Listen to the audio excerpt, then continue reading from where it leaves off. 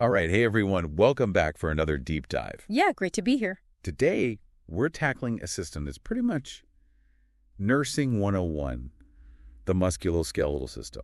So we're going to be talking bones, joints, muscles, the whole 9 yards. It's a pretty big topic. It is a big topic. You know, listeners, you know how crucial it is for your patients, but I bet you didn't know that joint pain with inflammation versus joint pain without inflammation tells a completely different story. Yeah. We're going to uncover nuggets like that today. We're going to be breaking down the types of joints, what can go wrong with them, and how to assess them like a pro. I think what's so fascinating about this is that nurses are often the first line of defense when it comes to musculoskeletal issues. So, you're really the ones who are gathering those initial clues, asking the right questions, and spotting those red flags that can make all the difference. Yeah. Okay, let's unpack those types of joints first. So it's not all just simple hinges, right? There's got to be more to it than that. Oh, absolutely. Yeah, we have three main types of joints: synovial joints, cartilaginous joints, and fibrous joints. And each one plays a very specific role. So when we think about synovial joints, think of those smooth operators, like your knee or your elbow. They move freely thanks to that synovial fluid. Right. And then you've got the cartilaginous joints, like those discs in your spine. They're providing a bit of cushion and stability, but not a ton of movement. And finally, those fibrous joints, they're like the tough guys. Those sutures in your skull, they're fused together for protection. They don't move at all. Right. Yeah. So knowing those types of joints, I guess, helps you to kind of know what kind of movement or lack thereof, I guess, is normal for a patient. Absolutely. That's crucial when you're assessing a patient's range of motion. Yeah. So if someone's elbow, for instance, which is a synovial joint, it's not bending as it should, that could point to, inflammation or injury. Right. It's all about having like a mental map of what's supposed to be where and how it's supposed to move. Right. Okay, now let's say a patient walks in and says, my joint hurts. Yeah. So where do you even begin? Right? As the nurse, where do you begin? Oh, it's like detective work, isn't it? Yeah. You have these like your trusty toolkit of questions, Yeah. You have those 7 attributes of pain. Okay. So first up is location. Is it just one joint? Is it a few joints? Or is it like, a whole symphony of pain? That can tell you a lot right off the bat. And then we dive into the quality, Is it sharp? Is it dull? Is it achy? Severity, are we talking like a minor annoyance or like 10 out of 10, can't even breathe kind of pain? Yeah. And then there's that timeline, Did it kind of sneak up on them? Or did it hit them like a ton of bricks? Is it always there or does it come and go? Right. So, you're painting a picture of their pain experience, right? Yeah. All the nuances. Precisely. And then we can't forget about those aggravating and alleviating factors. Yeah. Does rest help? Do certain movements make it worse? All those details help us narrow down the possibility. And of course, we want to know, are there any other symptoms along for the ride? Swelling, warmth, redness, fever, anything unusual? Yeah, because sometimes joint pain is a sign of something, much more serious going on. Oh, absolutely. That's where those red flags come in. Yeah. So for neck pain, any shooting pain down the arm, especially if there's numbness or weakness, that's a big warning sign because it could be a nerve compression issue. And for back pain, there are a few key ones. If someone is under 20 or over 50 and they have back pain that's worse at night or doesn't improve with rest, that's a signal to dig deeper. Right. So age plays a role there. Interesting. It does. It does. What other red flags should we be looking out for? Unexplained weight loss, fever, history of cancer, those are all big red flags. And of course, any back pain that's accompanied by neurological symptoms like weakness or, loss of bowel or bladder control, that is a very serious cause for concern and needs immediate attention. Yeah. Wow, this is making me feel like, I need a flashing red light and siren on hand during like every assessment. Think of it more like a heightened awareness. Yeah. You're not just listening to their words, you're observing, you're analyzing, you're connecting the dots. Yeah. Right. Okay, so we talked about the types of joints, we talked about the red flags. Now, how do we actually examine those joints? Is there like a method to the madness? There is, and it's surprisingly simple to remember. It's called IPROMS. IPROMS, what is that? Like a new dance craze or something? Maybe we can start one. Yeah. But it stands for inspection, palpation, range of motion, and special maneuvers. It's just a systematic way to make sure you cover all your bases. Okay. All right, break it down for us. What does I for inspection entail? So inspection is all about using your powers of observation. You know you're looking for anything that's out of the ordinary: swelling, redness, deformity, asymmetry. Does the joint look like it's in the right place and doing what it's supposed to be doing? Right. So we're just looking for visual clues that tell us something's amiss. Exactly. And then we move on to P for palpation. This is where we get hands-on. Okay. Right. Are there any tender spots? Any unusual warmth? Any lumps or bumps that shouldn't be there? Right. So you're literally getting a feel for the joint. Yeah. Right. Okay. Next up is R for range of motion. Can they move the joint through its full range? Is there any pain? Okay. Are there any limitations? Any creaky sounds, like an old door hinge? Oh, yeah. So we're asking them to bend, extend, rotate, all those fun movements. Right. Yeah. And then finally, we have S for special maneuvers. These are specific tests for each joint. They help us assess for stability and pinpoint certain problems. Okay. So like the drawer test for the knee. Exactly. Each joint has its own set of special maneuvers, and we'll dive into those as we go through different regions of the body. Perfect. All right. So we've got our IPROMS checklist. Now let's take like a virtual tour of the body and like hit some key joints. Sounds good. Should we start with the shoulder? Let's start with the shoulder, that marvel of mobility. Oh, it is. A marvel of mobility. And sometimes a source of frustration. It's true. But it is. It's a classic trade-off, mobility for stability. Uh-huh. The shoulder is this incredible ball and socket joint. It's got such an amazing range, but that also makes it, a little vulnerable. And when we talk about shoulder stability, we have to talk about the its muscles. See, it's muscles. Okay. Yeah. I need a refresh on that one. What are the S muscles? So think of it as your shoulder's inner support squad. Okay. So S-sit stands for supraspinatus, infraspinatus, teres minor, and subscapularis. Okay. And together they form the rotator cuff. Right. Which is essential for keeping that shoulder joint happy and stable. So those are the S-fist muscles. Got it. Yeah. Anything else that's crucial for assessing the shoulder? There's a really simple but super effective test called the painful arc test. Painful arc test. Yeah. It's exactly what it sounds like.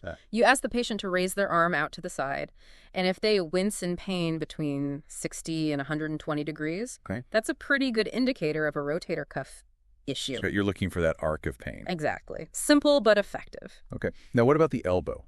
The elbow. Seems a little less complicated than the shoulder. It is. You're right. It's a bit more straightforward. It's that hinge joint, mainly responsible for just bending and straightening the arm. But it's still prone to those overuse injuries, like tennis elbow, golfer's elbow. Yeah, those are the classics. Oh, yeah. Those are the classic culprits. And both of those conditions are types of epicondylitis, which is inflammation of the tendons that attach to those bony bumps on either side of your elbow. Okay. So tennis elbow, golfer's elbow, same thing, different location. Same underlying problem, different location. Yeah, so tennis elbow involves the lateral epicondyle, that's that bony bump on the outside of your elbow, while golfer's elbow involves the medial epicondyle, which is on the inside. Yeah. So it's all about pinpointing that tenderness. Right. To make the right call. Okay. Let's move down. Wrist and hand. Always seems so intricate. Oh, they are intricate. But there are a few key things to focus on. Carpal tunnel syndrome, for example, is a frequent flyer in the world of hand complaints. Oh, yes, carpal tunnel. Everybody knows somebody. Yeah, for sure. Who has battled with that, right? So it involves compression of the median nerve as it passes through that narrow tunnel in the wrist. And you've got two classic tests to help you detect it: Tinel's sign and Phalen's sign. Oh, yeah. Remind me how those work. Yeah. So for Tinel's sign, you're lightly tapping over the median nerve at the wrist. And if the patient reports tingling or numbness that shoots into their fingers, that's a positive Tinel's sign. Okay. And for Phalen's, you're going to ask them to hold their wrists in this flexed position. Okay. Like they're praying for about 60 seconds. And again, if they get that tingling or numbness, that points towards carpal tunnel. Okay. Yeah. So you're picking up on that nerve compression. Exactly. What else are we watching for in the wrist and hand?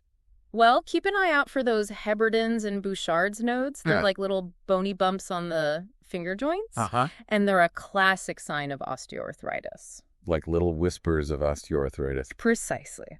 Okay. All right. Let's go to the hip. That's another ball and socket joint, right? Oh, it is. Yeah, it is. But it seems much more stable than the shoulder, wouldn't you say? It does, yeah. Yeah. The hip is built for stability and strength. It's designed to bear weight, so it's got a deeper socket and stronger ligaments than the shoulder. Right. But that doesn't mean it's immune to problems. Yeah. I've heard that hip cane can be tricky to figure out. Is that true? It can be. Yeah, one reason is because pain from the hip loves to radiate to other areas, like the groin or even the knee. Oh, wow. So someone might come in complaining of knee pain, but the root of the problem is actually in their hip. Wow. That's a good reminder that pain doesn't always originate where the patient says. Exactly. Always consider those referral patterns. Right. Especially with the hip. Okay. Yeah. All right, let's talk about the knee. It feels like everyone has knee issues. You're not wrong. At some point, right. The knee, yeah. The knee is a complex joint that takes a lot of abuse. Yeah. It is a hinge joint, so it's primarily responsible for bending and straightening the leg, but it also has a little bit of rotational movement. So it's a little more sophisticated than just a simple hinge. It is. It is. And when you're examining the knee, it's crucial to remember those key players, the ligaments and the menisci. Okay. Walk me through those again. Yeah. So the knee has 4 major ligaments, the ACL, PCL, MCL, and LCL. Okay. And they work together to provide stability and control the knee's movement. Right. And then you've got the menisci, those C-shaped pieces of cartilage that act like shock absorbers between the femur, that's your thigh bone, and the tibia, your shin bone. Right. Yeah. Okay. So 4 ligaments, 2 menisci, lots of moving parts. Lots of moving parts. And those are the things that are often injured, right? Absolutely. And there are specific tests, like the McMurray test, that can help detect a meniscus tear. It involves flexing and rotating the knee while you're feeling for a click or a pop along that joint line. So you're listening and feeling. Exactly. Exactly. Okay. Now let's go down to the ankle and foot. Always prone to injury as well. Especially ankle sprains. Right. And here's a key point. Most ankle sprains happen when the foot twists inwards. Okay. So that damages those ligaments on the outside of the ankle. Yeah. Yeah.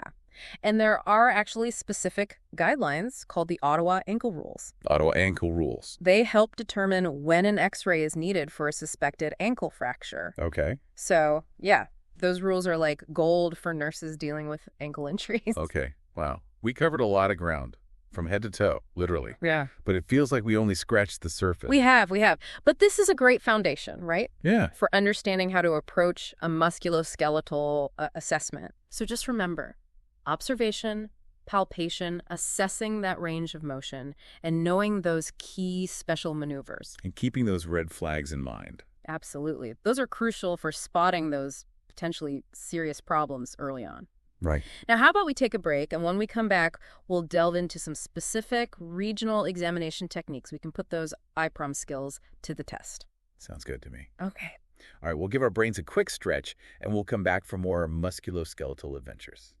All right, so are you ready to put those IPROMS skills to the test? I think so. All right, let's start with the shoulder. Okay. You know, that master of mobility and occasional source of frustration. Yeah. It's like fascinating how much we rely on our shoulders for everyday activities, but they always seem so prone to injury. They are. It's that classic trade-off. Mobility for stability, you get this amazing range of motion, but, makes it a little more vulnerable. So let's break down how to assess the shoulder systematically. Okay. First up, inspection. You're playing detective here, looking for any visual clues. So what kind of clues are we talking about? So think about, deformities. Does the shoulder look out of place? Any obvious swelling? Or muscle atrophy. So you might see atrophy of those ascites muscles we talked about, Okay. especially if there's a rotator cuff tear. That can happen surprisingly quickly, even within a few weeks of an injury. Wow. So muscle wasting can be a red flag? It can be. It can be, yeah. Interesting. And always compare both shoulders. Look for any asymmetry. Asymmetry, that's key for any assessment. Always. Always. Okay. So we've inspected the shoulder. What's next on our checklist? Next up is palpation. Time to get hands-on and feel for those subtle clues that your eye might miss. Okay. So where should we be focusing our palpation on? So there are a few key landmarks to hit. You want to start with the sternoclavicular joint. That's where the collarbone meets the breastbone. Okay. Right. And then trace that collarbone laterally to the acromioclavicular joint. So you're following that bony landmark. Exactly. Exactly. Note any tenderness. Then move your fingers to the coracoid process. That's that little bony beak on the front of the shoulder blade. And just below the acromion, which is the bony point at the top of your shoulder, you'll find the greater tubercle of the humerus, the upper arm bone. Okay. Sternoclavicular joint, acromioclavicular joint, coracoid process, greater tubercle. What about the bicep tendon? Yes. That can be a source of pain too, right? Absolutely. So the bicep tendon runs in this groove on the front of the humerus. You can palpate it by having the patient bend their elbow and then rotate their forearm outward. You should feel it kind of pop up under your fingers. Okay. What about those bursae? Didn't we talk about those earlier? I did, yeah, those fluid-filled sacs Yeah. that kind of cushion the shoulder. Yeah. So the shoulder has two main bursae, the subacromial bursa and the subdeltoid bursa. They can get inflamed. Okay. So gently palpate those areas just below the acromion and the deltoid muscle. Okay, so we've inspected, we've palpated, now we're ready for range of motion. Yes. And the shoulder is a true all-star when it comes to range of motion. So we need to assess flexion, extension, abduction, adduction, internal rotation, and external rotation. Wow. That's a lot of movements. Can Yeah. we just go over what those look like again? Absolutely. So flexion is raising the arm forward, like you're reaching for a high shelf. Okay. Extension is swinging that arm backward, like you're walking and swinging your arms naturally. Abduction is moving the arm out to the side, like raising your hand to wave. And adduction is bringing that arm back towards the body. Okay. Makes sense. What about internal and external rotation? Those are always the ones I get mixed up on. Yeah, they can be a little tricky. So think about it this way. Internal rotation, turning the arm inward so your palm faces your body. Okay. External rotation is turning it outward so your palm faces away from the body. Got it. Okay. So we're checking all those movements, looking for any limitations, any pain. Exactly. And you also want to note the quality of the movement. Right. Is it smooth and fluid? Or is it, kind of jerky and hesitant? Does the patient seem to be struggling? Those little details, they give you clues. Right. Okay, so we've done our inspection, palpation, range of motion. But what about those special maneuvers you were talking about? Ah, yes, the special maneuvers. Those are your bonus tests to help you pinpoint specific problems. Right. And for the shoulder, there are quite a few. So for the rotator cuff, we've got that painful arc test that we talked about. And then there's Neer's impingement sign and Hawkins impingement sign. And these involve specific movements that compress certain structures in the shoulder. And if those structures are inflamed or irritated, the patient will experience pain. So you're trying to, provoke the pain to see where the problem is. Exactly. Right. And then for the AC joint, remember, that's where the collarbone meets the shoulder blade. There's a simple test called the crossover test. Okay. Or the cross-body adduction test. Okay. You just bring the patient's arm across their chest. And if that triggers pain in the AC joint, it's a positive sign. Okay. So that's pretty straightforward. Yeah, pretty straightforward. Okay. What about, overall shoulder rotation? Are there any tests for that? There is. There's a classic one, the Apley scratch test. So you ask the patient to reach behind their back, like they're trying to scratch between their shoulder blades. Okay. And there's two ways to do it. Reaching from above and reaching from below. And that just gives you a sense of overall mobility, flexibility in the shoulder. Okay, yeah. I like that one. Seems like it really challenged the shoulder. It does. And it can reveal limitations that you might not pick up with the basic range of motion testing. Right. Okay. So we've thoroughly explored the shoulder.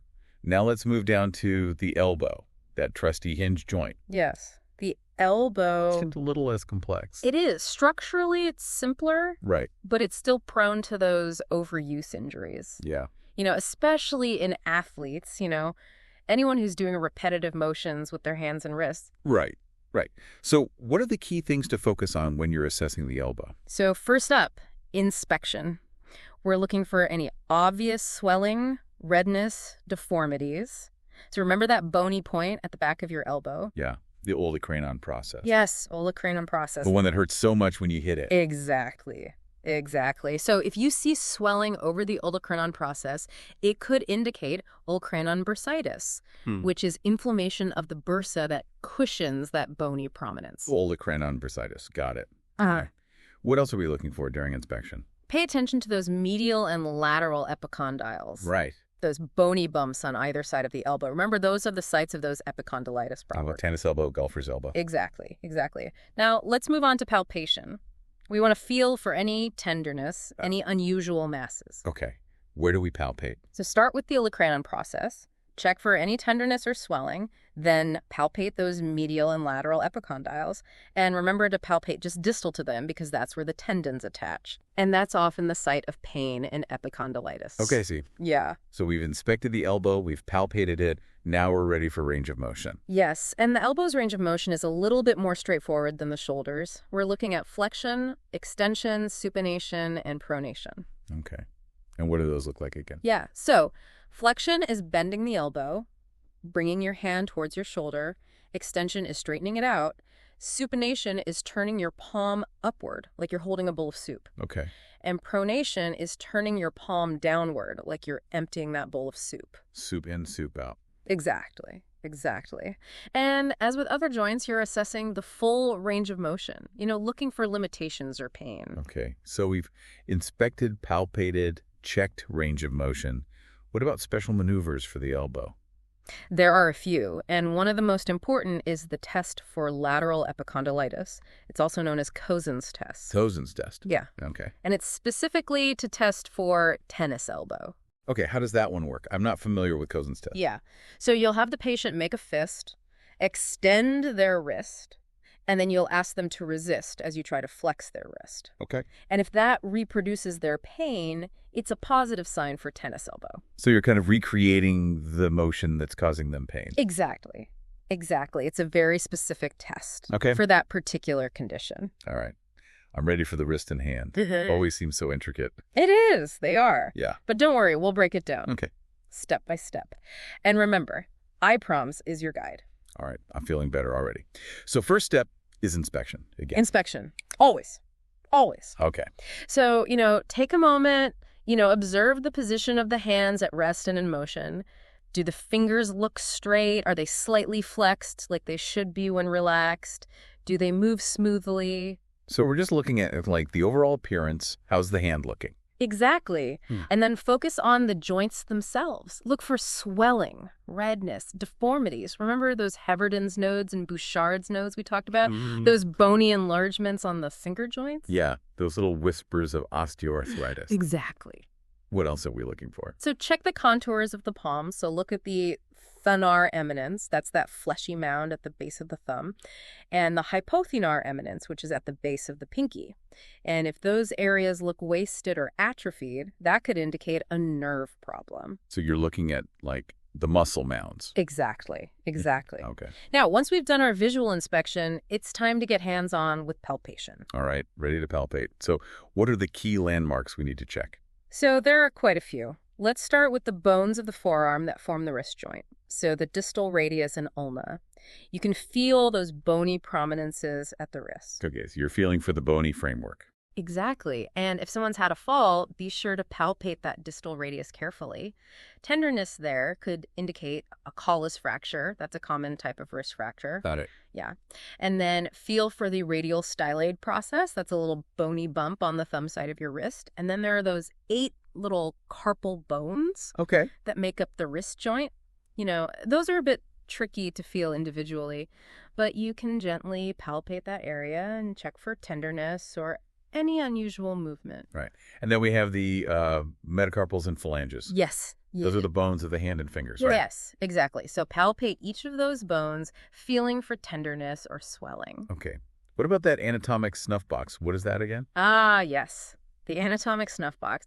It's this triangular shaped depression on the back of your hand just below the base of your thumb. Okay. It's formed by the tendons of those thumb muscles. Why is it important? It's important because of what's underneath it. So if someone has pain in their snuff box, especially after a fall, it could mean they fractured one of those little carpal bones, specifically the scaphoid bone. Oh, okay. So tenderness in the snuff box is a red flag. Exactly. Yeah. Exactly.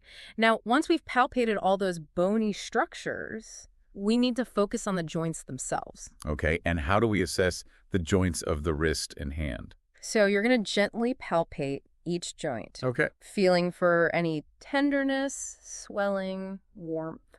So start with the wrist joint, then move on to the MCP joints. Those are the knuckles. Okay, so we're like going down the line of the knuckle. Exactly, Okay. exactly. Pay close attention to the MCP joints because they're often affected in rheumatoid arthritis. Okay. And then you move on to the PIP joints. Those are the middle joints in the fingers. And then the DIP joints, which are at the tips of the finger. Okay. So you're working your way down each finger, Got it. palpating those joints. And remember, compare both hands. Look for any asymmetry. Right. Symmetry is key. Always, always. All right, so we've inspected, we've palpated, we're ready for range of motion. All right, so the wrist and hand, they have a surprising amount of range of motion. Okay. You know, we need to assess flexion, extension, radial deviation, ulnar deviation, and opposition. Whoa. Okay. That's a lot. Break it down for me. All right, flexion, bending the wrist down, you know, like bringing your palm towards your forearm. Extension is bending the wrist up, like you're trying to touch the back of your hand to your forearm. Okay, flexion, extension, check. Radial and ulnar deviation. So radial deviation is moving your wrist towards the thumb side. Okay. Ulnar deviation is moving it toward the pinky side. Okay, so we're moving side to side. Exactly, exactly. And then finally, we have opposition, which is that unique movement of the thumb that allows us to, you know, bring our thumb across our palm to touch our fingertips. Right, that's what lets us grasp. Exactly, Yeah. exactly. And, you know, when you're assessing that range of motion, remember to check both active and passive range of motion. Oh, right. What's the difference between those? So active is when the patient is moving it themselves. Okay. Passive is when you, the examiner, are moving it for them. Why is it important to check both? It helps you distinguish between a problem with the joint itself or with the muscles or tendons that control the joint. Okay, that makes sense. All right, so we've covered inspection, palpation, range of motion. Are there any special maneuvers we should know for wrist and hand? Oh, there are quite a few. And some of the most important are those tests for carpal tunnel syndrome. Remember those? Tinel sign, Phalen's. Yeah, those are classics. Those are classics. Yeah. And then there's Finkelstein's test, Finkelstein's test. which is very specific for de Quervain's tenosynovitis. De Quervain's tenosynovitis. That sounds a little intimidating. What is that? Yeah. So it's a condition that affects the tendons on the thumb side of the wrist. Okay. And these tendons, they pass through a tunnel called the first dorsal compartment. Okay. And when they become inflamed, it causes pain with certain movements of the thumb. So it's like tendinitis of the thumb tendons. You can think of it that way, yeah. And so Finkelstein's test is designed to reproduce that pain. Okay. You ask the patient to make a fist with their thumb tucked inside their fingers, Okay. and then you gently bend their wrist towards their pinky. And if that triggers pain over those tendons, that's a positive sign for de Quervain's. Okay. So you're like mimicking the movement that's causing the pain. Exactly. Exactly. It's Right. very helpful in diagnosing that condition. All right. So we've covered the shoulder, the elbow, the wrist, and hand. What's next on our tour? Shall we tackle the spine? Let's do it. It's the backbone of our body, literally. It is. It is. And it's such a complex structure, and it just seems like everybody has back pain at some point. It does. It really does. So it's crucial that you, as nurses, have a really solid understanding of, you know, spinal anatomy Okay. and assessment. I'm ready. Where do we start? So as always, we begin with inspection. We're using our eyes to gather those initial clues. Right. So observe the patient's posture. Is their head aligned over their pelvis? Are their shoulders level? Are their hips symmetrical? So we're looking for any imbalances or asymmetries. Exactly, exactly. Wow. And then focus on the spinal curvatures. The spine has these natural curves. So there's that concave curve in the cervical spine, that's your neck, Okay. and a convex curve in the thoracic spine, the upper back, and then concave in the lumbar spine, which is the lower back. Okay. I'm picturing those. Good, good. So we want to see if those curves are exaggerated or maybe flattened. So for example, an exaggerated thoracic curve is called kyphosis, and an exaggerated lumbar curve is called lordosis. Ah, right. So we're looking for any deviations from those normal curves. Exactly, exactly. And you might also notice a lateral curvature of the spine. That's called scoliosis. Right. Scoliosis. That can be subtle too, right? It can be. It can be. Sometimes you need to have the patient bend forward at the waist to really see it. It's like, you know, an S shape. Right. Okay. So we're inspecting this spine. We're looking for all those abnormalities. What's next? Next up is palpation. Time to get hands-on and feel for any areas of tenderness, muscle spasm, or maybe bony abnormalities. Okay. Where do we start our palpation on the spine? So begin by palpating those spinous processes. Those are those bony bumps that you can feel down the midline of the back. Okay. So you start at the base of the skull, you work your way down to the sacrum, which is that triangular bone at the base of the spine. Spinous processes. Yeah. Check. What else? Then you palpate those paravertebral muscles. Okay. Those are the muscles that run along either side of the spine. Feel for any tenderness or spasm. Spasm will feel like, a tight knot. Okay. Muscle spasm. Check. Good, good. And then in the lower back, you palpate those sacroiliac joints. Those are the joints where the sacrum connects to the pelvis. They're located on either side of the lower spine, just above the buttocks. Okay. And those are important because... They can be a source of pain, Okay. especially in conditions like sacroiliitis, which is inflammation of that joint. So tenderness in the SI joints, red flag. Exactly. Exactly. Okay. Now, once we've done our palpation, we move on to range of motion. Okay. Range of motion for the spine. What do we need to check? So for the cervical spine, your neck, we assess flexion, extension, rotation, and lateral bending. Okay. Remind me what those look like again. All right. Flexion is bringing your chin to your chest. Okay. Extension is tilting your head back like you're looking up at the ceiling. Okay. Simple enough. What about rotation and lateral bending? So rotation is turning your head from side to side like you're saying no. And lateral bending is tilting your head towards each shoulder. Okay, so basically we're putting the neck through its paces. Exactly, exactly. And then for the thoracic and lumbar spine, so the upper and lower back, we're also assessing flexion, extension, rotation, lateral bending. But the movements will be a little less pronounced. Right, okay. So we're checking those movements, we're looking for any limitations or pain, and we're paying attention to the quality of the movement. Always, always. So does it seem smooth and effortless? Or is it stiff and restricted?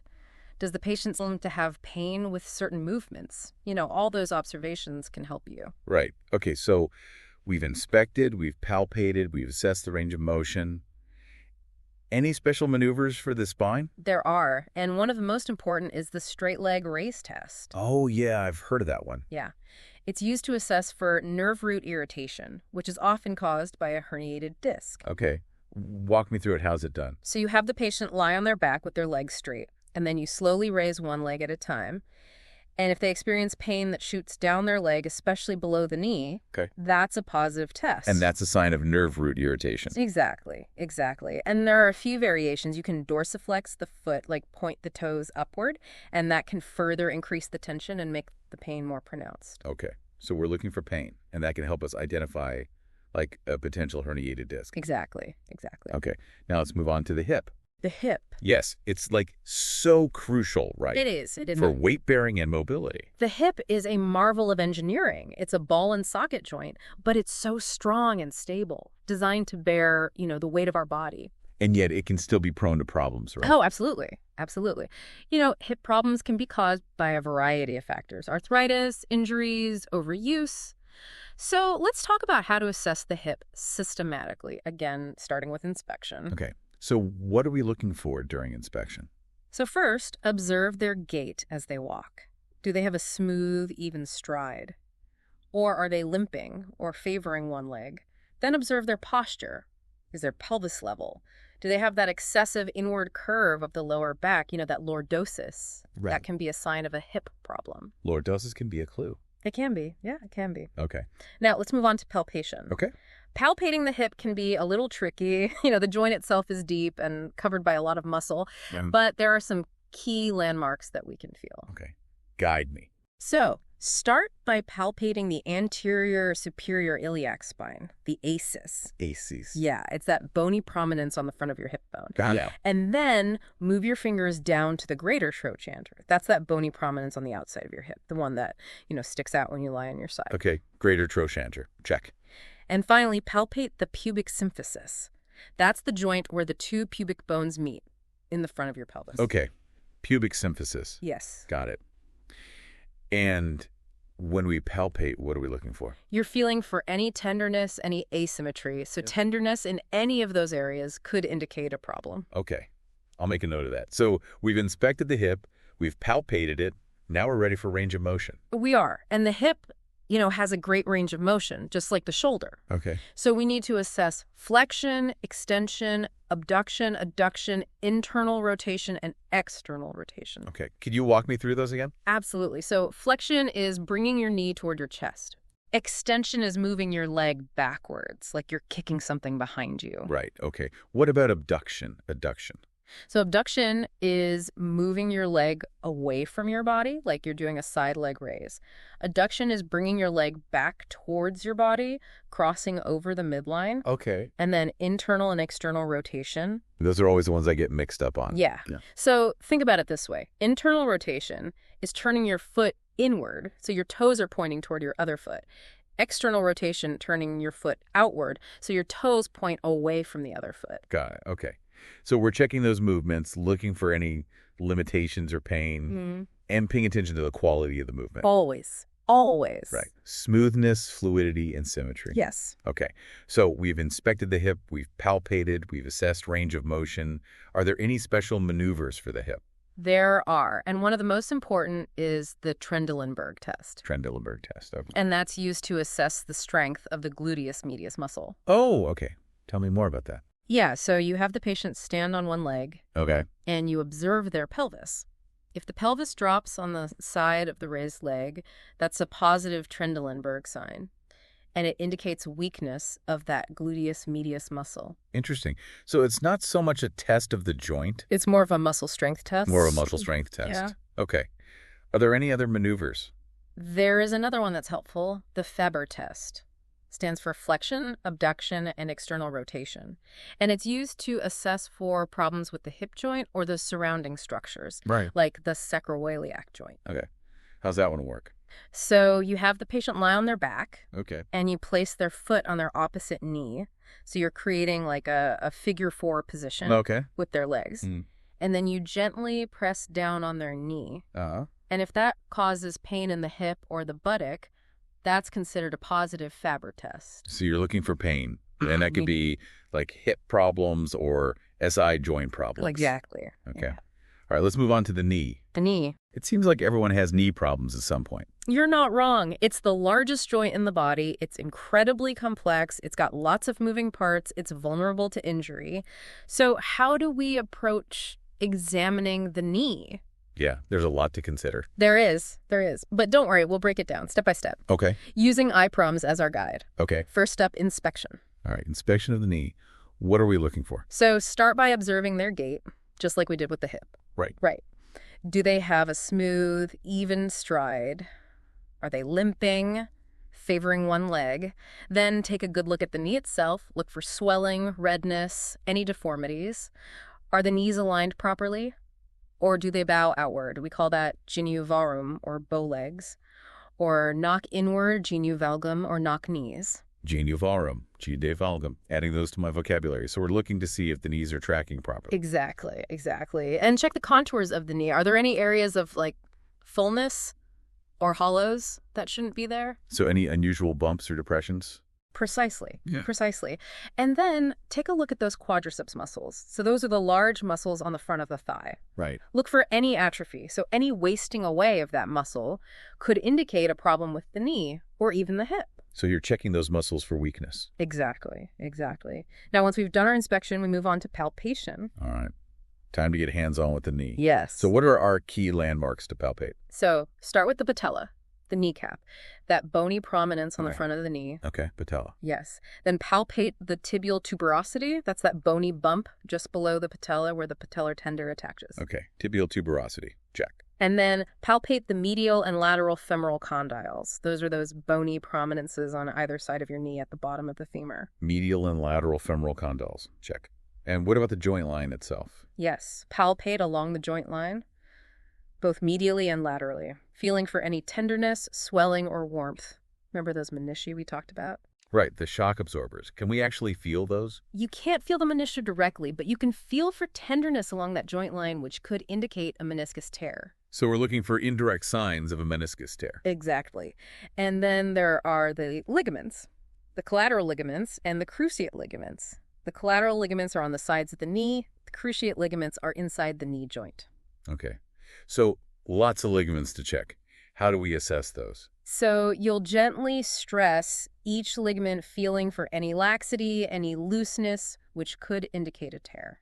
So we're checking for any instability in the ligaments. Precisely. Now, once we've completed our palpation, we move on to range of motion. Okay, range of motion for the knee. What movements do we need to assess? So we need to assess flexion, extension, and internal and external rotation of the tibia. That's the shin bone. Okay, remind me what those look like again. So flexion is bending the knee. Extension is straightening the knee. Okay, that's pretty straightforward. What about internal and external rotation? So for internal and external rotation, they're going to hold the patient's foot and gently rotate their lower leg. So internal rotation is turning the foot inward, and external rotation is turning the foot outward.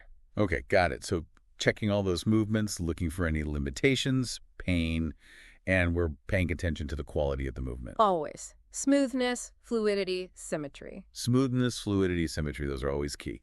Okay, so we've inspected, we've palpated, we've assessed range of motion.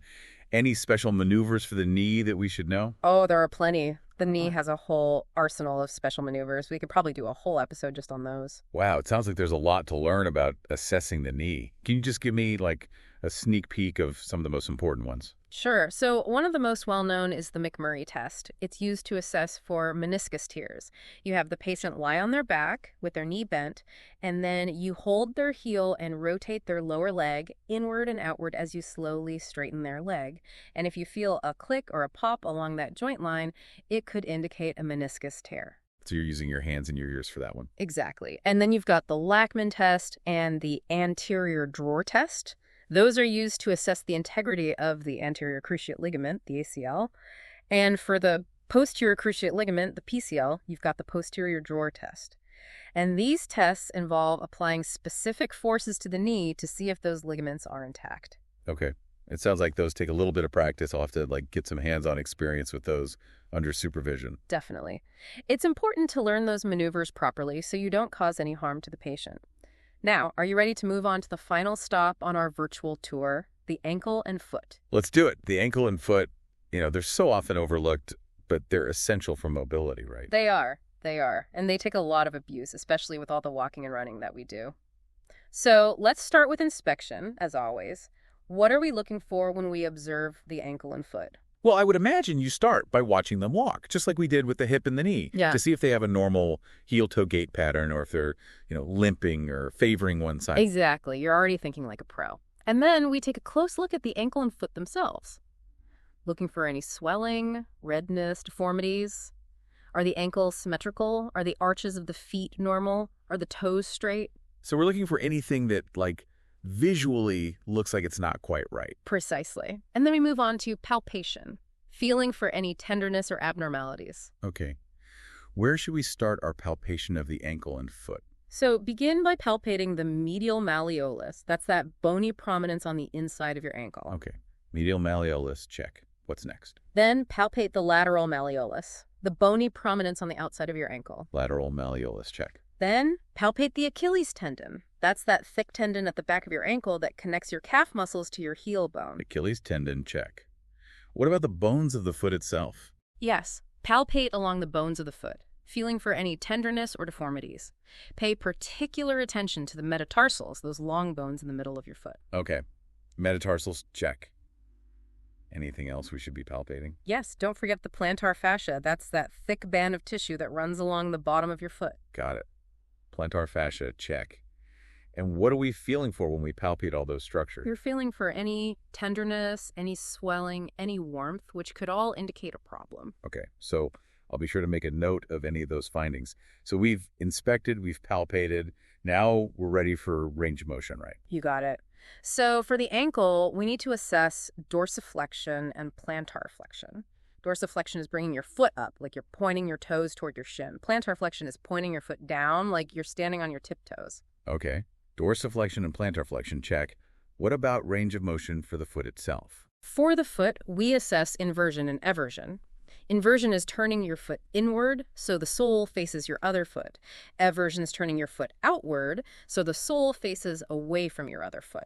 Okay, so we're basically putting the ankle and foot through all their paces, looking for any limitations, any pain. Exactly. And as with the other joints, we're assessing the smoothness and the symmetry of the movement. Smoothness, symmetry. Those are always important factors to consider.